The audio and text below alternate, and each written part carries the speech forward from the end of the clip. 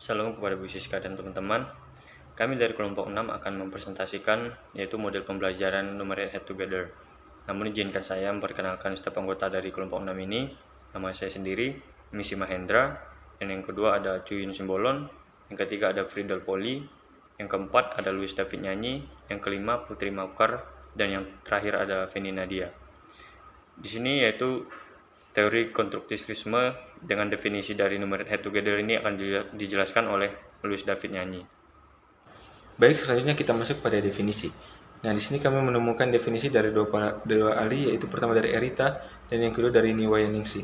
Nah, Erita sendiri mengatakan bahwa number head together adalah aktivitas pembelajaran, di mana dalam proses pembelajaran ini siswa dituntut untuk berpikir kreatif. Jadi mereka dituntut untuk aktif bukan pasif, di mana dari keaktifan siswa ini diharapkan dapat mengubah pola interaksi siswa dalam pembelajaran. Nah, yang kedua itu dari Niwayaningsi. Nah, Niwayaningsi sendiri mengatakan bahwa number head together adalah satu model pembelajaran yang kooperatif, yang dimana pembelajaran ini menekankan siswa untuk bekerja sama dalam kelompok dan berdiskusi bersama kelompok.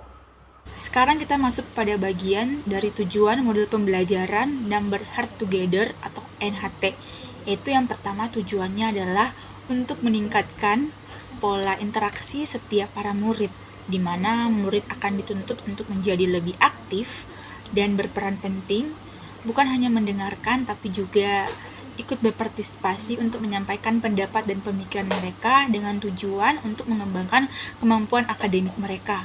Yang kedua yaitu untuk mempersiapkan diri setiap siswa ketika presentasi kelompok dan mempersiapkan juga diri setiap kelompok yang mendengarkan, di mana mereka bukan hanya mendengarkan kelompok yang akan menyajikan, tetapi mereka sebagai kelompok pendengar juga harus dapat fokus untuk mendengarkan apa yang akan disampaikan oleh kelompok yang menyajikan presentasi. Jadi imbang antara kelompok yang mempresentasikan dan kelompok yang mendengarkan.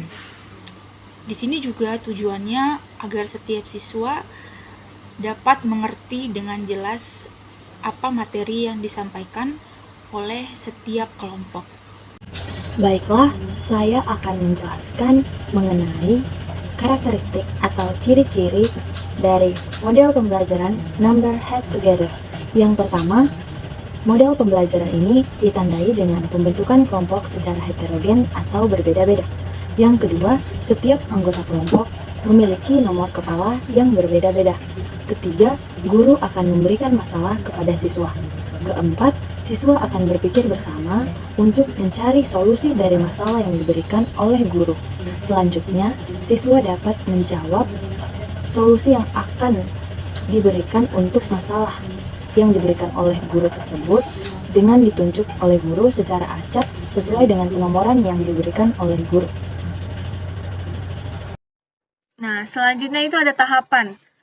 Nah, yaitu yang pertama tahap pendahuluan, yaitu ada penomoran, pengajuan pertanyaan, berpikir bersama, dan pemberi jawaban. Nah, yang pertama itu penomoran, di mana dalam penomoran ini guru membagikan kelompok yang beranggotakan 4-6 orang. Nah, dalam membagi kelompok ini, guru membagi secara heterogen atau sama rata sesuai dengan kemampuan pemahaman daripada siswa. Nah, kemudian guru memberikan nomor kepada masing-masing anggota agar setiap kelompok memiliki nomor yang berbeda-beda. Nah, kemudian itu ada pengajuan pertanyaan, di mana setelah guru menjelaskan materi di depan kelas, guru mengajukan pertanyaan, yaitu pertanyaan yang berupa pertanyaan bervariasi kepada setiap siswa yang ada di dalam kelas.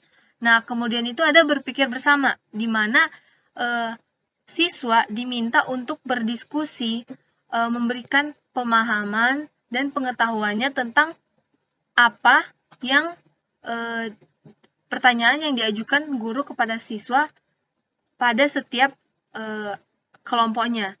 Mereka membagikan setiap apa yang mereka ketahui untuk menjawab pertanyaan dari guru. Nah, kemudian ada pemberi jawaban, di mana setelah mereka berdiskusi, guru memanggil nomor yang guru berikan kepada mereka untuk menjawab pertanyaan dari apa yang guru tanyakan kepada mereka.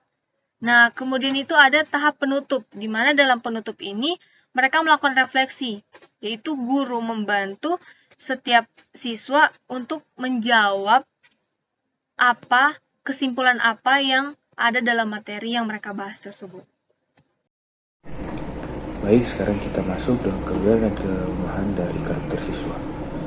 Siswa dilibatkan pada kegiatan belajar sehingga pengetahuannya benar-benar diserap dengan baik. Kita bisa lihat di tiap pembelajaran kalau ketika siswa memfokuskan diri mereka dan mereka benar-benar fokus di tiap apa yang guru terangkan itu, sudah pasti siswa itu bakal mendapatkan suatu pemahaman yang baik. Itu menjadi sebuah kelebihan dari siswa tersebut karena dia fokus dan dia mengikuti pembelajaran dengan baik. Siswa dapat memperoleh pemecahan dari berbagai sumber. Nah, dari berbagai sumber itu siswa bisa dilatih untuk dapat bekerja sama dengan siswa yang lain karena dari situ mereka bisa saling mendapatkan pemahaman yang baru sehingga bisa membentuk kognitif mereka lebih baik lagi. Kalau kita lihat dari kelemahan, kita bisa lihat bagi siswa-siswa yang malas. Tujuan dari model pembelajaran tersebut tidak tercapai karena adanya siswa yang malas. Siswa yang malas itu dapat menimbulkan kurang efektif gitu dalam pembelajaran karena itu yang tadi tujuan dari model pembelajaran itu tidak tercapai karena adanya siswa yang malas sehingga menimbulkan kekurangan efektif gitu dalam pembelajaran. Setelah mendengar penjelasan dari definisi dan penjelasan-penjelasan yang telah disampaikan oleh teman-teman tadi, maka WKA yang kami ambil dari presentasi ini yaitu Ibrani pasal 10:24, di mana yaitu dan marilah kita saling memperhatikan supaya kita saling mendorong dalam kasih dan dalam pekerjaan baik. Artinya tugas sebagai guru Kristen itu bukan saja kita mengajar dan diam saja dan melakukan selayaknya seorang guru biasa, namun kita harus naik satu level di mana seorang guru Kristen itu harus mendorong siswa untuk menjadi pribadi yang unik. Artinya setiap mereka tuh harus menemukan potensi dan kemampuan mereka dengan cara belajar yang telah dijelaskan oleh teman-teman tadi di belakang, di mana mereka dapat kreatif dan mau bekerja sama dan mereka juga dibentuk dengan pola-pola pikir yang baru. Sehingga dari ayat ini sangat menegur setiap kita sebagai guru. Tugas kita bukan saja hanya untuk menjadi rutinitas atau kewajiban saja. Kita harus mengerti bahwa kita sebagai orang-orang yang telah dipilih Tuhan untuk menjadi pendidik yang baik, maka kita harus menerapkan gaya belajar yang baik juga kepada mereka. Maka kita harus mendasari kasih itu dalam pembelajaran di kelas. Bukan saja mereka menemukan kasih itu dari guru ke murid saja, tapi mereka juga mampu mengaplikasikannya kepada teman-teman mereka. Demikian presentasi kami tentang Numeric Head Together ini.